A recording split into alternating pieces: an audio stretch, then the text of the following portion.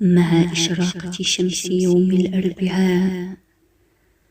اللهم يا من لا يضام جاره ولا يهزم أنصاره، يا حي يا قيوم، يا من لا تأخذه سنة ولا نوم، يا من هو فوق العباد قاهرا، يا مقلب القلوب ويا عالم الغيوب، يا مالك الملك ويا عالم الغيب والشهادة، يا ذا المن ولا يمن عليه، ويا من يعلم خائنة الأعين وما تخفي الصدور. رب أسألك في هذا الصباح المبارك بجلالك وبنورك وبعظمتك وبأسمائك الحسنى أن تجعلنا من أوفر عبادك نصيبا من كل خير أنزلته، وأن تصرف عنا كل سوء، وأن تدفع عنا كل بلاء.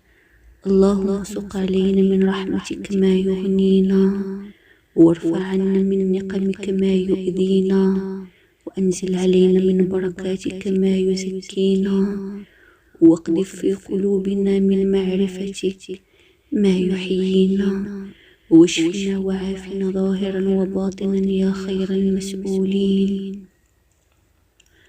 اللهم افض علينا من نور هدايتك ما يقربنا من محبتك، وارزقنا من اليقين ما تثبت به أفئدتنا.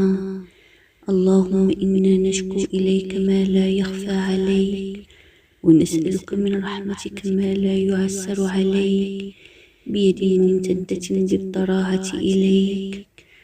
اللهم إني وليتك أمري فأعوذ بك من سوء حظي وضيق صدري وفراغ صبري، واجعلني ممن نظرت إليه فرحمته وسمعت دعاءه فأجبته. اللهم صل على سيدنا محمد نور الأنوار وسر الأسرار وسيد الأبرار وزين المرسلين الأخيار، وأكرم من أظلم عليه الليل وأشرق عليه النهار، عدد ما نزل من أول الدنيا إلى آخرها من قطر الأمطار، وعدد ما نبت من أول الدنيا إلى آخرها من النباتات والأشجار، صلاة دائمة بدوام ملك الله. اللهم آمين. صباح الخير.